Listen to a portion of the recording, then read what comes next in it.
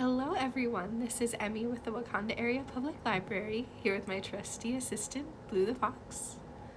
For this week's Take and Make craft, we will be making a rainbow salt painted snowflake. In your craft kit this week, you will receive a sheet of colored construction paper and a small bag of salt, and of your own supplies you will need some wet glue like Elmer's glue, some watercolor paints and a paintbrush and some water. First, I am going to draw out my snowflakes in my Elmer's glue. And for a super easy snowflake, I like doing just a 6-pointed star and then adding some little snowflake spikes to each of the spokes. And you can, of course, sketch your snowflakes out first and draw the glue over it. You can also use a template, print out a template online. You can also do not a snowflake at all. Valentine's Day is coming up, so you could maybe do hearts. You could do a snowman. This technique will work with pretty much anything you want to draw.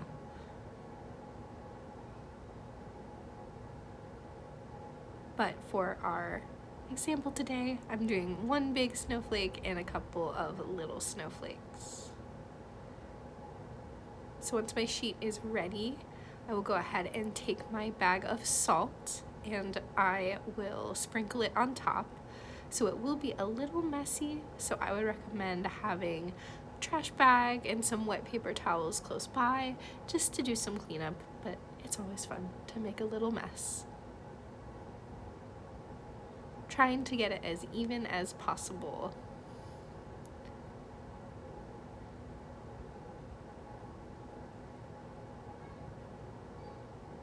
Once I am done sprinkling, I'm going to go ahead and shake off the excess over a garbage can. And then we are ready to start painting.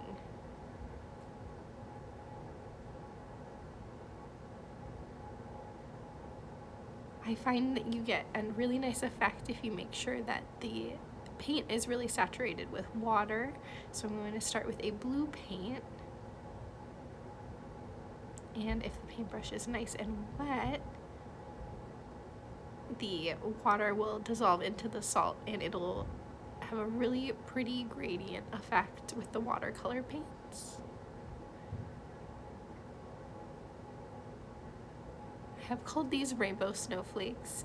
Today I decided to go with kind of a more limited color palette, but same with how you don't necessarily have to draw a snowflake. You can pick any colors that you would like.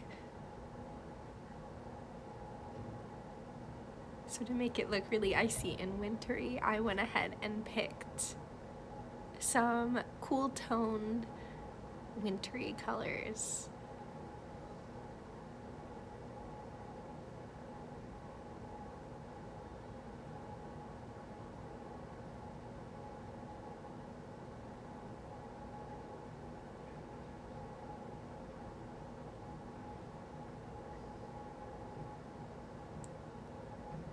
Once you have your first color down, you'll basically go ahead and repeat the process for the next colors, and you'll see as you go that the paints bleed really beautifully into each other because of the salt we put down. If you don't have watercolor paints, because it's the water that's interacting with the salt, if you do have some acrylic paints that you could water down, or washable markers and a paintbrush, those should also work. But also the salt does create a really nice snowy effect on its own if you just wanted to use Elmer's glue and the salt to do some snowflakes. It would still look really nice.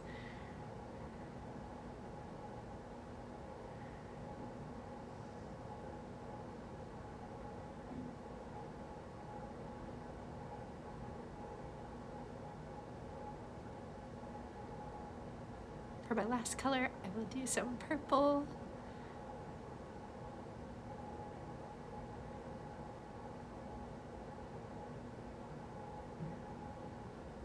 I found a good way to get the brush nice and wet was to dip it in the water once, dip it in the watercolor pan, and then dip it back in the water to make sure it was really saturated.